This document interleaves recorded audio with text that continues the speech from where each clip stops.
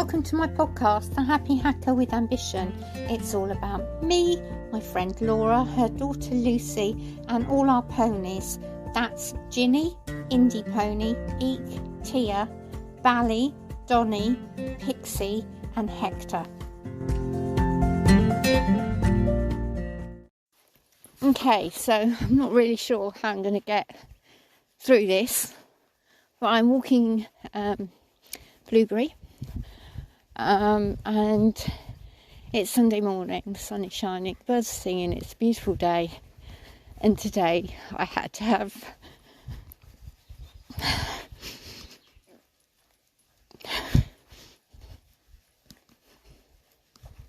Eek put to sleep.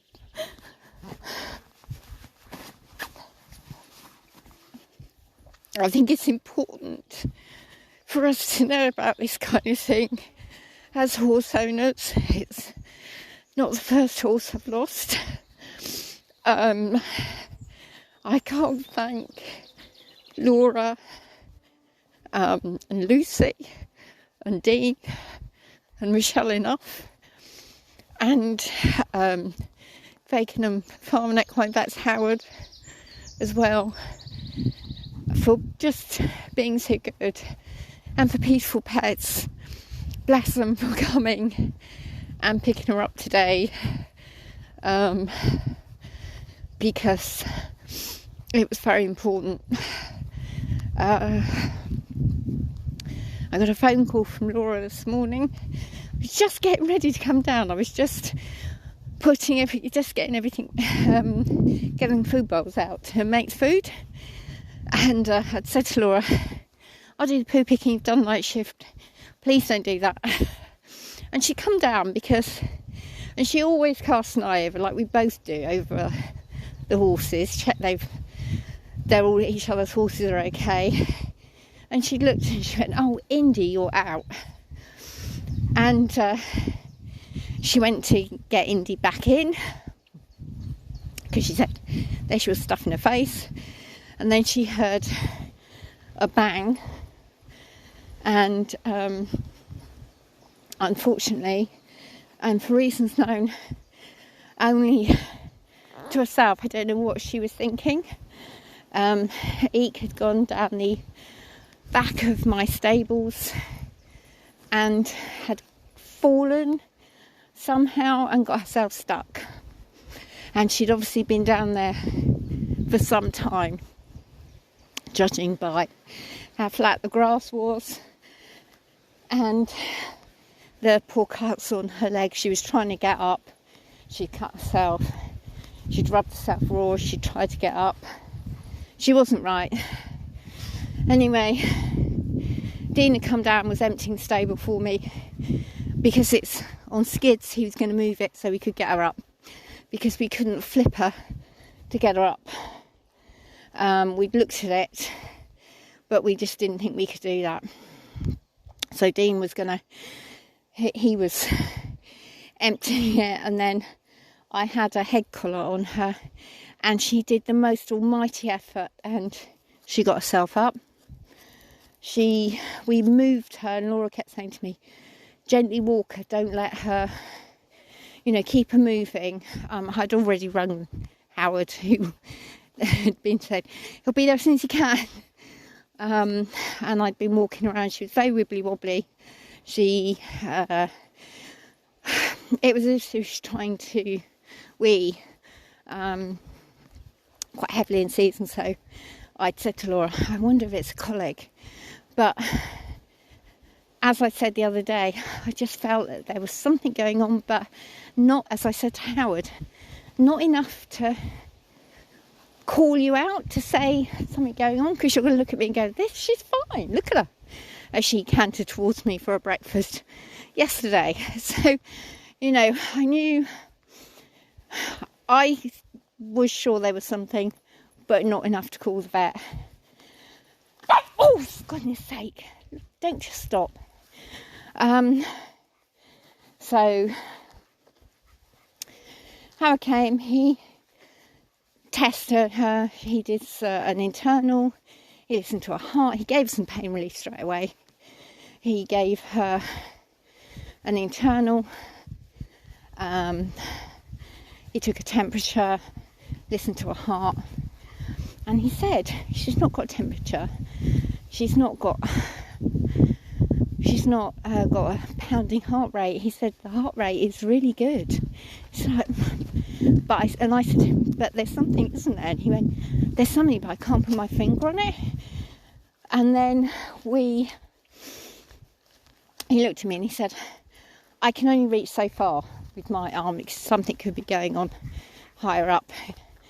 Do you mind if I put some needles into that area and see what fluid comes out?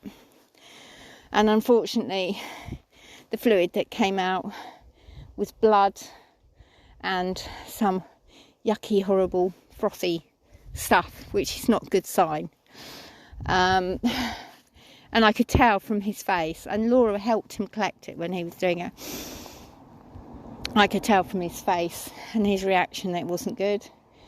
And then we had a chat, and he said to me, I can give her some more pain relief now. Go away, he said. But I think I might be coming back. And I said, you're not going away.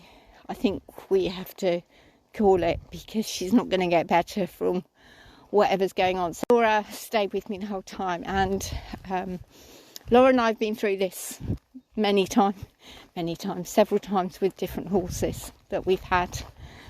And I just got to the point where I went, I don't think I can hold her, because I didn't want to drop. And when I don't know if people know this, but when you have a horse put to sleep in the UK, they insert a catheter and then they insert the drugs into the catheter.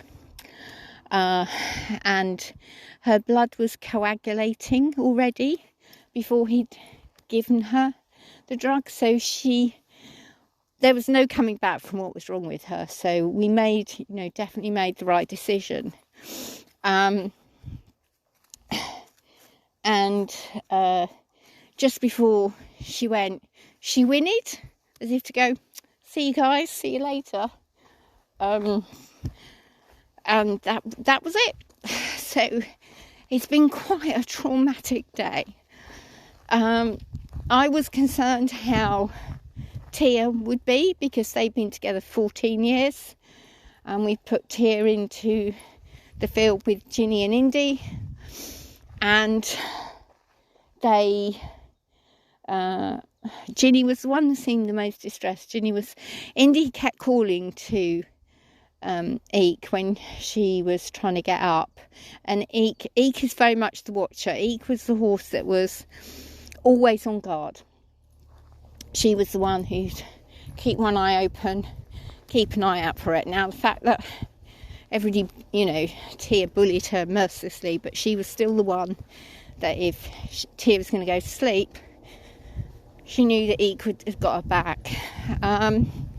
So I am concerned about Tia.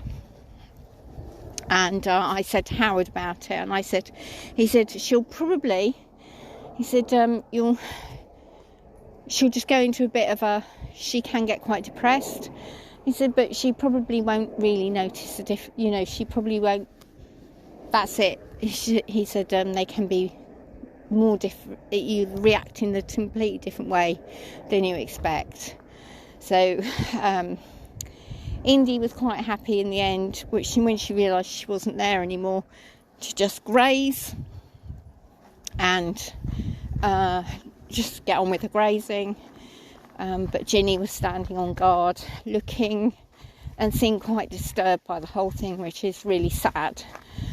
And Tia just turned her back on her, which is a bit how one of my dogs did to its friend it had been with for like 10 years. Just when it died, it just turned its back on it and sat next to it, and that was it. As if to go, I know you've gone. It's so emotional. So yeah, it's been a bit of a sad day. But what it has made me do is sit and remember her.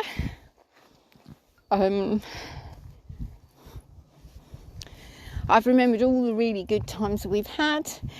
Without Eek, I would never have got a red rosette ever.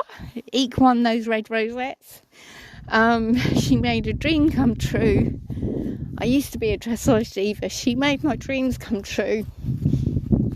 She was frustrating at times when you couldn't catch her during the summer. But she was beautiful and lovely and just a very sweet-natured soul. And she was a delight to be part of my life for the last 14 years, and I've loved it. Thank you so much for listening to The Happy Hacker with Ambition. Please don't forget to like, comment and subscribe. By subscribing to your podcast provider, that helps me make more podcasts. Thank you so much.